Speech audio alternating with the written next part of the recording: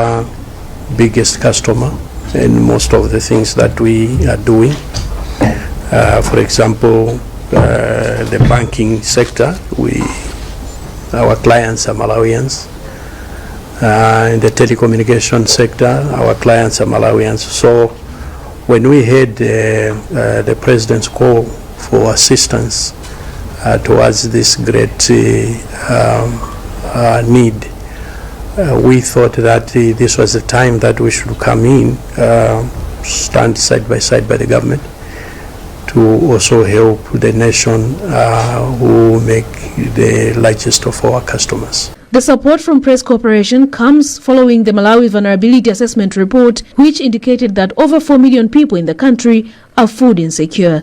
The donation is an addition to another 300 million kwacha National Bank made towards the cause, bringing Press Corporation's involvement to 600 million kwacha. Beatrice Mwape, MBC News, Lilongwe. This year's 16 Days of Activism Against Gender-Based Violence will be launched in Balaka today. Minister of Gender, Mary Navija, will preside over the launch. Olive Perry with the details. According to the Minister of Gender, Mary Navija, Malawi will be commemorating this year's 16 Days of Activism under the theme Unite to End Digital Gender-Based Violence in Malawi. Navija said while digital technology has brought many opportunities for learning, communication and innovation, it has also created new and harmful forms of violence. She highlighted that 1 in 3 children in the country experiences cyberbullying, while women and girls are exposed to online harassment and image-based abuse, among other forms of violence, which have serious consequences among the victims. This is a platform for us to raise awareness, to engage and to spread our message against gender-based violence, specifically for women and girls. This year's campaign, we are working closely with our stakeholders, UN Women, NGC, NGO Gender Coordination Network, and other stakeholders, including the media. UN Women Deputy Country Representative Fatima Muhammad said digital violence in Malawi is exacerbated by low digital literacy, which further increases vulnerability of women in rural areas. Muhammad has since reaffirmed UN Women's commitment to help ending gender-based violence in the country. From UN Women, we will do the best of our abilities to support either technically or financially.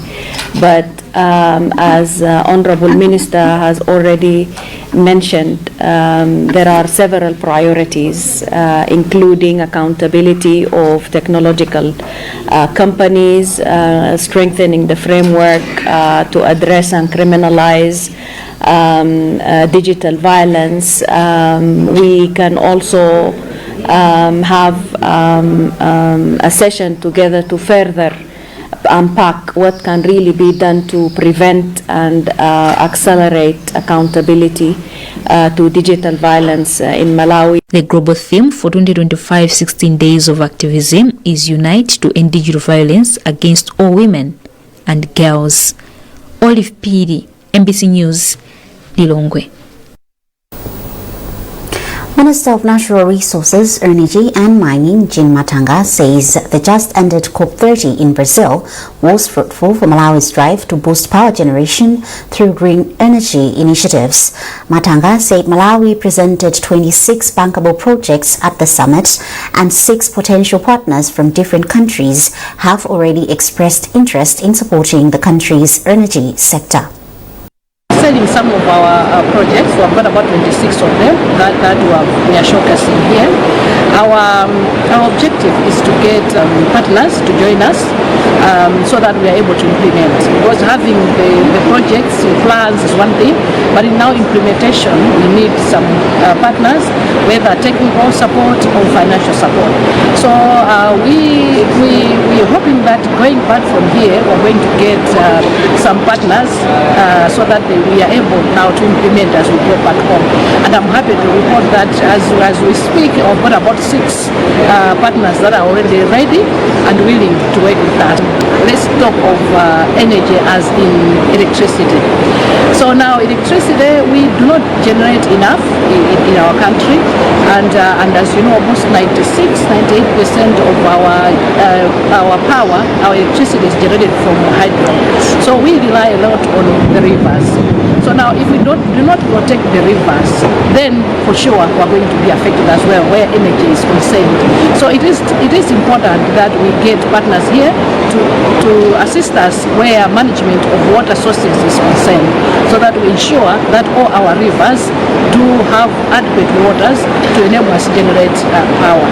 So if you ask me about energy, I would say that we needed them yesterday, because we have to make sure that our rivers do not dry out. You're watching MBC News and you are with me, Evelis Chingambi. A reminder of the top stories.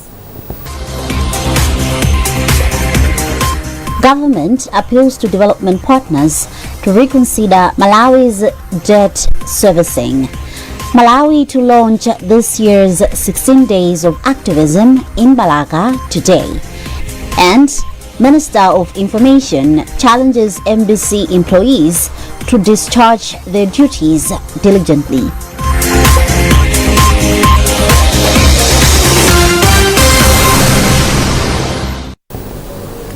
Welcome back. Increased cases of theft of water meters and illegal water connection are affecting service delivery of Blantyre Water Board. Senior Public Relations Officer for the water utility body, Evelyn Konje, was speaking in Mangochi during an interaction with some of its customers operating under the banner Friends of Water Board. The customer-led interface was organized to network and strengthen relationship with officials of the Blantyre Water Board to enhance service delivery. Details with Owen Mabula. Friends of Blantyre Water Board is a grouping of people of diverse background from within the commercial seat of Blantyre, formed to enhance interaction with authorities at Blantyre Water Board to enhance service delivery. Apart from reporting faults, vandalism and illegal water connections at community level, the group also provides feedback to Blantyre Water Board on practical solutions that can help improve supply of clean and potable water. As part of enhancing the cordial relationship, the group organized a 2-day customer-led interaction with officials from the water utility body in Mangochi, where, apart from sharing tips on service delivery, members of the group took time to engage in different activities such as sports, while commending the group for its effort in contributing to the success of Blantyre Water Board. Senior Public Relations Officer for the institution, Evelyn Konje, challenged the members to scale up efforts in reporting vandalism and illegal water connections in their respective communities. We are promoting the customers or the communities to be our watchdogs, our whistleblowers, into those that they suspect that are in this, bad activity. Yeah, so it's really a big challenge, but we believe that if we work as a team, us as Blantyre Water Board and with the customers, the communities, we're going to get, down to the culprits and, let them face the arm of the law. Representative for the group, Dominic Ngwira, described such informal gatherings as crucial in promoting quality service delivery. Customers and Blantyre Water Board relationship is good so far. Like in the past, people thought that Blantyre Water Board is a separate entity and then customers are a separate entity altogether. But it is now through interactions like this, that's when we have come to realize that we are one. During the event, Blantyre Water Board awarded certificates to members of the group in recognition of their support in promoting supply of clean and potable water.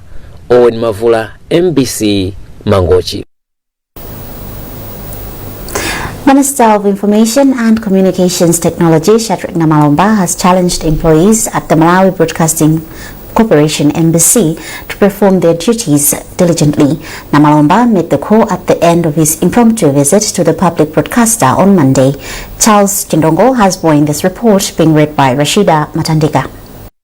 On Monday afternoon, Namalomba, who is also government's chief spokesperson, stormed Kwacha Studios in Blantyre. His mission was clear: to acquaint himself with the operations at the Public Television Center. Speaking in an interview with MBC, the minister challenged employees at the institution to rise above party politics and save the interest of Malawians. The expectation is they must report the truth. They must not save a particular person. They don't have a particular master. Their master is the people of Malawi. The people of Malawi are the ones that voted for His Excellency Professor Zabuka to lead to transform this country. So the MBC must save the people. There is a lot that His Excellency Professor Zabuka is doing already. We have good news that a couple of days ago, coming out from the pronouncements of His Excellency Professor Zabuka. For example, that all government, senior government employees, directors, board members, CEOs, and so forth will not travel on business cars. Meanwhile, Namalomba has commended the team for their vigilance in saving Malawians. He has since pledged his ministry's support to the institution. The minister also introduced Acting Director General of MBC, Moses Tiwon, during the visit. In Parliament, government will act on recommendations from the Budget and Finance Committee following its analysis of the mid-year budget review. Leader of the House, Japi Muhango, made the statement in Parliament as legislators scrutinized the review presented last week by Finance Minister Joseph Manamveka. More in this report. Deliberations in Parliament on Monday opened with Malawi Congress Party MCP spokesperson on finance, Esenho Nkaka, responding to the mid-year budget review presented by Finance Minister Joseph Manamveka last Friday. Nkaka highlighted several areas in the budget that he said continue to negatively affect many Malawians, emphasizing the need for the government to address rising living costs and tighten expenditure controls. What we are encouraging is that they must put in place measures, policies that will increase or encourage productivity. In response, the Leader of the House and Minister of Lands, Japi Muhango, defended the government's fiscal approach, saying the measures introduced in the mid-year review are necessary to stabilize the economy and sustain key services. One by the Malawi Congress Party was just political rhetoric. There was nothing really that one would have taken home, because the Malawi Congress Party just left government 2 months ago, and it would be very surprising that today they begin to point fingers at a 2-month-old government. So according to the spokesman for MCP, all he said was just political. So political innuendos. But where we got substance with the chairman of the Budget and Finance Committee, who I think made very, very important recommendations in as far as the mid-year budget review is concerned. Later, Chairperson of the Budget and Finance Committee, Sosten Gwengwe, presented the committee's analysis of the review, noting that members had scrutinized the minister's statement and developed recommendations to improve budget transparency, manage overruns, and safeguard priority sectors. The only way is to go the other way, which is running a lean government, running a smaller government where spending is smaller, and it's really take a cue from the austerity spirit. But if they want to do welfare, but at the same time austerity, it will not work. And it has not worked before. It will be the very same vicious cycle of, if this was done, this one is to blame. And Malawians will continue listening and watching the fight between government and opposition over and over and over again. Last week, Friday, Finance Minister Joseph Manamveka revised the 2025-2026 national budget upwards by 512.6 billion kwacha from 8.0777 trillion kwacha to 8.58 trillion kwacha. The integration of communities in forest management has significantly reduced challenges of deforestation, which were rampant in Zomwe district. According to communities and district council officials, the situation is now under control despite that some activities, including tourism, have been affected. Rashida Matandeka has more. An interaction between media personnel in the community of Malosa Block under Senior Chief Malemya in Zomba district revealed that encroachment has been the most malpractice that has depleted forest reserves in the district, with over 1,000 people living and opening farming plots in reserved areas. According to Senior Group Village in Togolo, who is also chairperson of Zomba Malosa Task Force, the activities by the intruders are threatening lives of the residents in the area. It is very serious because there are a lot of people who have encroached in the forest, and it is giving us some sleepless nights because the weather pattern has changed. Rainfall is not coming as it used to come, and we have got a lot of soil erosion which is going to the Lake Chirwa. However, Zomba District Commissioner Rengaj Chavula says there are a number of interventions that have been put in place to curb the problem, including the involvement of communities in important committees, which has helped them understand why they need to protect the environment. She also said the council, with interventions from partners, are running deliberate projects that are killing the overgrown charcoal market that is encouraging deforestation. That's very true, that the charcoal market is driven by urban dwellers. And with the help of projects like Transform, we have embarked on a project or on a drive where we are supplying at a very almost free to the households gas stoves. Start about gas also in there, and we are encouraging the use of these gas stoves because we feel if we could provide alternatives to the cooking energy, that would be one of the ways in which we would address the problem. Meanwhile, the district forestry officer, Aida Nkwezalamba, has commended the judiciary's cooperation in handing in stiff penalties to offenders. We've noted that there is a huge significant impact in using the task force, not only the committees, because through the task force we are engaging a number of stakeholders. For instance, we've got the judiciary taking part.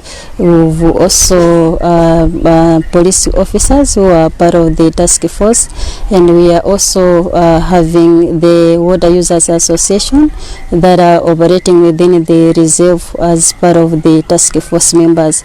So engaging them in forestry issues, we've seen that even in the previous, we could see that a number of encroachers, when they go to court, they were fined.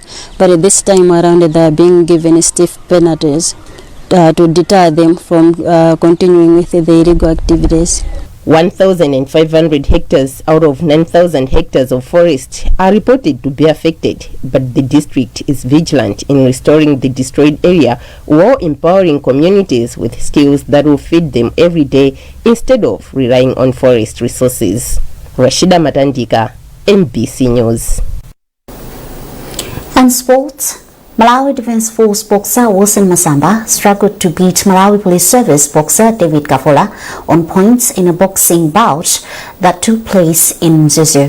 Masamba said Kafola is an up-and-coming boxer who gave him a very good fight, while Kafola admitted that he lost the fight due to lack of experience. Hassan Piri with the details.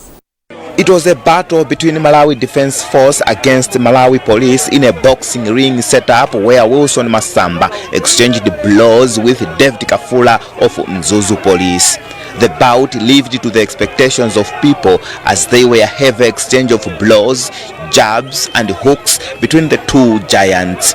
In the end, after 8 rounds of toiling and grinding in a boxing ring, Wilson Masamba from the MDF emerged the winner. I was pressurized him from the first round to round number 8. I've been seen the fight. Even I've used my experience to conquer this fight. David Kafula admitted that he lost the bout due to lack of experience and his respect for Wilson Masamba. A tough bout. As you know, Wilson Masamba is an experienced boxer, and also he was the one who taught me boxing. I think it was 4 years ago when I was an amateur. So to fight Wilson, it wasn't easy. The main organizer of the event, Malawi Boxing Promotion, expressed satisfaction with the level of the fight, saying Nzuzu is slowly but surely becoming a boxing center. Hassan Piri, MBC, Nzuzu. And that's it from our newsroom this morning. A recap of our top stories before we leave. Government appeals to development partners to reconsider Malawi's debt servicing. Malawi to launch this year's 16 days of activism in Balaka today. And Minister of Information challenges embassy employees to discharge their duties diligently.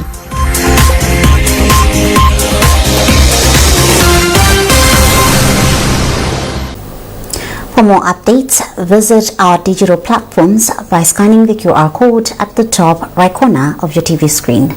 You have been with me, Evelis Jingambe. Thanks for watching and good morning.